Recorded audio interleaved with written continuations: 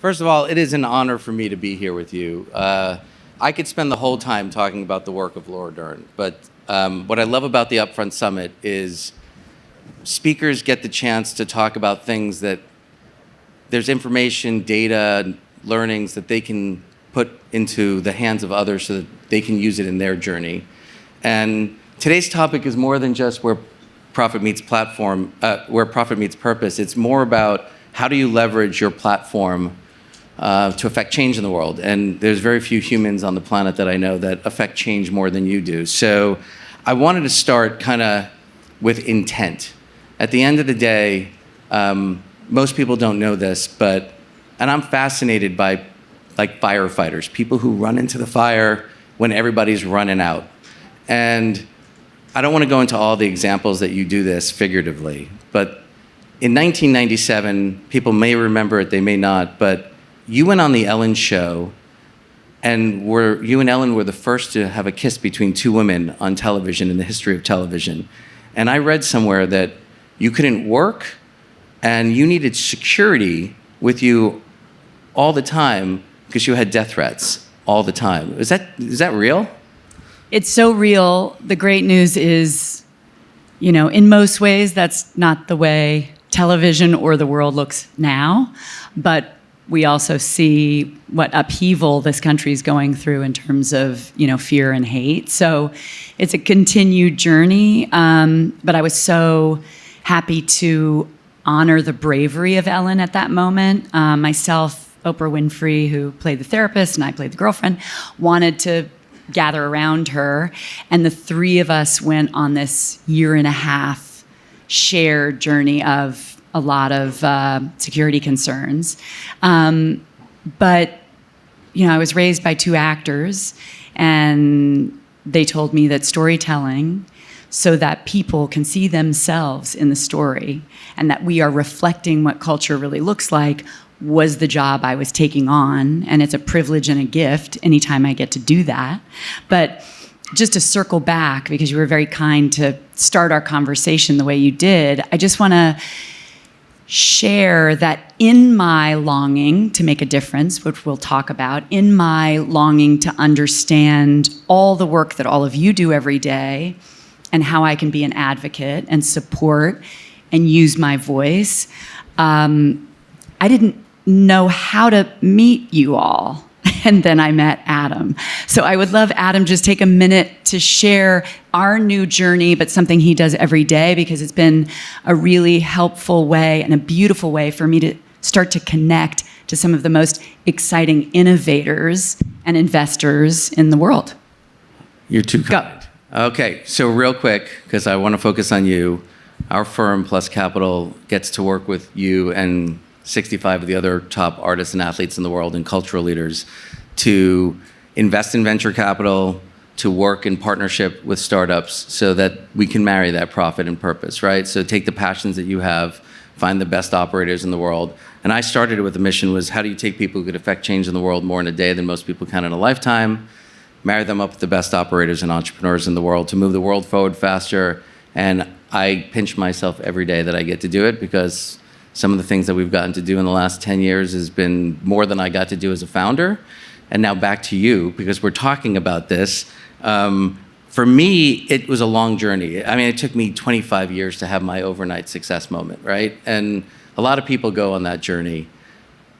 You grew up in Hollywood, right? Your father, Bruce Dern, your mother, Diane Ladd. I mean, like, you have, I don't want to call you royalty, but like every celebrity I know in Hollywood calls you their bestie.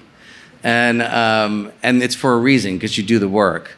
But I'm always fascinated by the people who go into the fire. So, you figuratively have gone into this fire. Is it instinctual? Is it calculated? Like, how did you form this view? Did it come at birth through parents, or did you find yourself on a different journey? If you're lucky in this life, you're raised by people who have empathy. And so, I was raised by artists and a very empathetic grandmother who always, even when I couldn't see it myself, forced me to see what was happening around me. I know you've been hearing some extraordinary conversations in the last couple of days about the way the world is working right now and how we can not step out of the fire, but in fact, while we're all immersed in it, make a difference. And so I think, trying with compassion and instinct to find your way to the stories that must be told, to the people that deserve help, to the underrepresented, like that, it was definitely a starting point that I was raised with, and it's what, as an actor, I long to understand. I think what's interesting to have that conversation in this room is I was always raised talking about art, but no one talked to me about money. Money was never mentioned. In fact, the credo is sort of like, if you're in the arts, you don't make money, right? It's its own sacrifice. And I think as a girl, no one was talking to me about money. I remember getting my first business manager to help me try to understand money. It was like, oh, don't you worry. How old were you? Care of the money, 16. Wow. Because I started working when I was 11. And so no one was there teaching me. And what's incredible is that the conversations that I heard 20 years ago about saving money, investing, college trust funds, new conversations that no one had been having with me. The new concept of really understanding the snowball method, really understanding S&P 500s. The credo in that world was all about what you do to kind of throw your money out there and hope it grows, and you shouldn't really ask where it's going. And it doesn't matter anyway, because the good news is when you make that money, then you can do good things with it. What's exciting and what you've been affording me in the conversations I've been having with extraordinary founders, these amazing startups, and you guys are all having now, is, oh wait, we can make a difference through investing, while investing, with connection. And that is the future of finance. And that's a game changer, because we're going to save the world together. And it's really exciting. And we have to explain to some people that actually that's where you make more money. Yeah. But I'm learning every day. You're doing great. We're talking about platform today, so I want to shift a little bit to you. And you're a mother, you're an activist, you're an actor, a producer. I mean, you're many things. Do you look at what you have as a platform? I mean, we use that word a lot in product and platform and startup, but do you think in those terms for platform? Well, I'm raising teenagers, so yes. I've gotten used to many terms that I didn't know a few years ago. Brand, right, is such a huge word that we hear every day now. And so I never thought of it until recently, because as an actor, you want to be all people. You don't want to be pigeonholed or designated one variety, which, as we know, would be a really limiting career choice and not being in the joy of the art or learning about yourself. So as I've grown toward trying to be open to all kinds of story and all kinds of character, what happens is then, if you're lucky, your platform or your brand becomes being in your authentic truth, putting your foot forward in the places and the spaces you care most deeply about. So in talking to my kids around social media profiles and brands and platforms, the truth is the greatest brand in the world. Being your authentic self is the coolest thing in the world without 8 zillion filters. What is that for you? So that's the question, I guess, when I hear those words that I need to keep asking myself every day. And if we can turn that into a brand, like affecting change, being truthful, leading with kindness. That's super awesome. Let's do that. You were just talking about your kids and social media, and like between social media, PR, you have a community that is aware of you, that trusts you. Do you think across not just the platforms like digital platforms and traditional platforms, but do you think across nonprofit, for-profit? Do you tie in your world of what you're passionate about, storytelling, taking roles? Like, how does it work for you, kind of coordinating across? Because you have a lot of things going on. I think that, certainly anyone who has a, public voice or persona, there's an opportunity there. But for that startup or this investment fund to consider how someone can have a relationship with them, what's beautiful, which is what's been so beautiful in our relationship, is that you're finding the authenticity of that relationship. And if a celebrity on an Instagram video is like, oh my God, this is my favorite ice cream, and 3 weeks before they're like, I'm lactose intolerant. It doesn't necessarily serve the brand. And what's been exciting for me is I'm still doing the work, caring about the same issues I've been caring about for 20 years. It just wasn't through Instagram and through TikTok and all these other spaces I could reach people. It was in interviews, live interviews on television, magazine interviews, that if you read over these years what I was putting my energy into, it was always environmental work. It was always looking for advancements. It was always in the area of mental health and healthcare in general, and trying to not only, in the area of gender equity, support women in all areas of industry, but tying back to opportunity in the roles you play.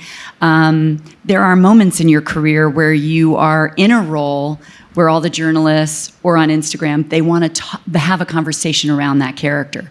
So if I'm playing this character Renata in Big Little Lies, I had an incredible opportunity to talk about, a woman having the one seat at the table in a position of power and how she navigates it. She didn't do so well. But anyway, I'm not saying take advice from Renata, although she did say, I will not be rich, which is a good slogan for women. And I agree with her. But there are negatives and positives about what to do with it and how to use it. And as a producer, I have been able to do that. As an environmentalist now, I'm able to do it in terms of where I'm investing my time, my money, and my advocacy as well. Let's talk about that for a second, because this is a room full of startups and investors. Where are you spending your time? What are the categories? Like, go a little bit deeper in some. Like, I know that you're like backstage. We're just talking to Irving at Bowery Farming, and such an exciting conversation. I'm watching the conversation, and you guys can go as deep into regenerative soil as anybody I know. Are you just, how are you getting all your, like, who are you talking to? What are you learning? And where are you focusing your time in terms of the categories? Like, where are you going to put your money and your time? Yeah. There is so much to learn. So yes, you have to kind of choose a lane of where you want to focus your energy. And we know this is a terrifying moment in terms of our climate crisis. And there are some extraordinary innovators that so light me up, like our conversation with Irving. And,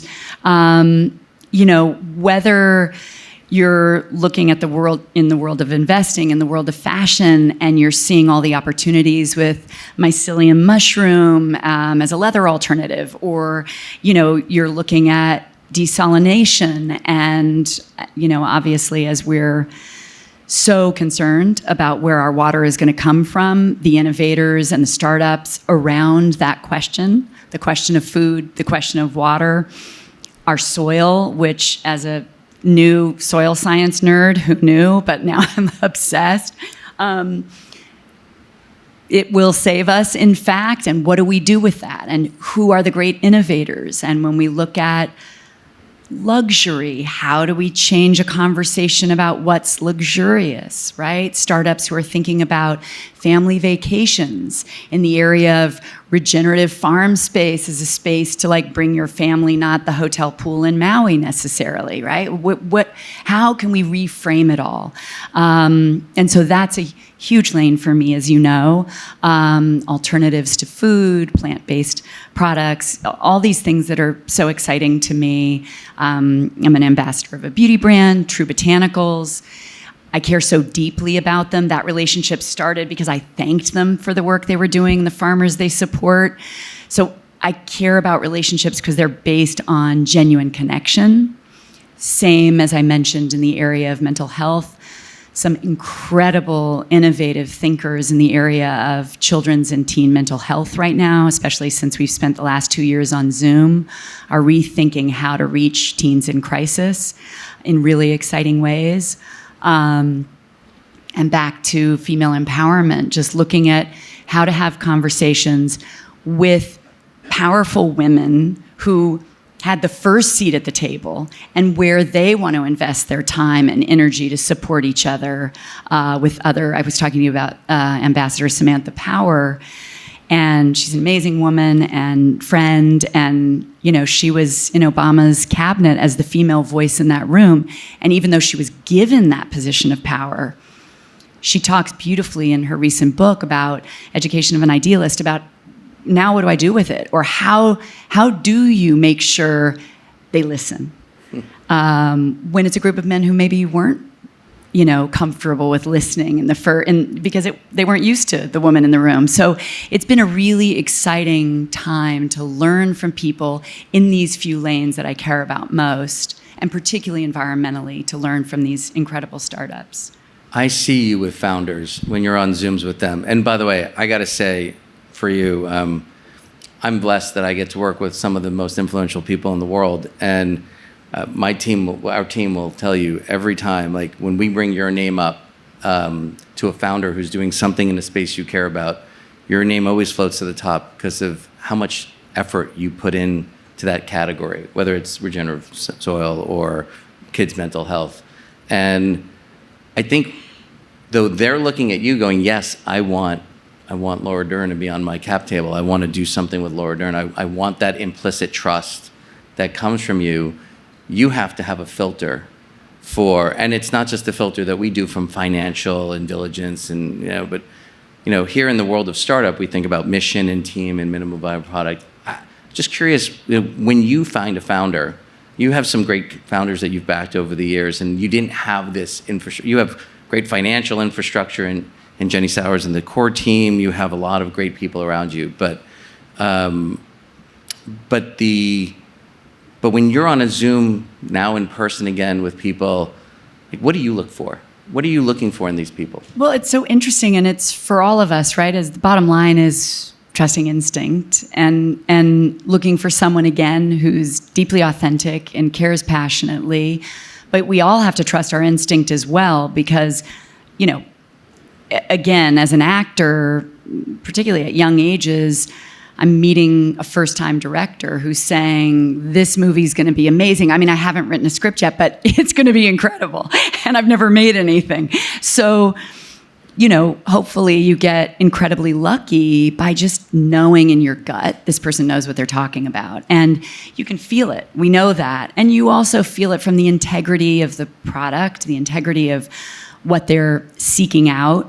But I think also, I long for partnerships. I'm interested in the long game. I'm excited by that. So could you be an ambassador and post twice? A lot of people do that, but I like being presented with, a company dealing with a really exciting product in the area of regenerative farming and soil, and calling Governor Newsom and calling the head of the EPA and having those conversations, which is why you should be in business with the public figures who say they love being part of this. They should be your number one advocate. And I didn't know how to do that. I started working with American Lung Association, and I care deeply about their work. And I'd be separate from being an ambassador. based on a film I was doing that involved a character who had lung cancer, and they wanted to, help support the conversation and give me talking points. That was lovely. 5 years later, I'm on the advisory board. We've been walking through this pandemic together, the vape crisis, how to support teens in understanding lung health. And it just keeps going because I'm learning from them. And now they're partners with me, with other startups in terms of environmental health. So we're all lifting each other up. And that's when it gets really exciting. We only have a few minutes left, but I want to make sure, because we're talking about lifting each other up. Everybody in this audience is influential in some way. I mean, it's a pretty awesome group. So, like, when you think about for them to make a difference, is there anything that you've learned, or as you do your own diligence and do your own work in building out you as a platform? Now we use that versus brand. I don't know, whatever the term is, but are there any takeaways that people should think about? Don't make these mistakes, or you make sure certain things, you check a box when you're trying to build yourself and make that change for themselves? Well, I would love help with you incredible, influential advisors and guides in this whole world to figure out how we make sure everyone in your world understands that this is the way to financial success. And I feel amazed at how that's just shifting, that it hasn't shifted from 5 years ago, that there still feels like an outmoded concept about, well, if you're investing, you gotta kind of throw your morals away over here so you can make money. And that's just, what's been exciting is I've learned that's not the case at all. And the areas, not only I've made money, but I've seen other people make so much money, is in the world of innovation and in the world of all that you guys are exploring and supporting. So I want to thank you for your advocacy and your bravery to put money where there is not only change, but the saving grace. I mean, we're at the tipping point here. And who knew that spending our time thinking about things like, I don't know, food, water, might be really important.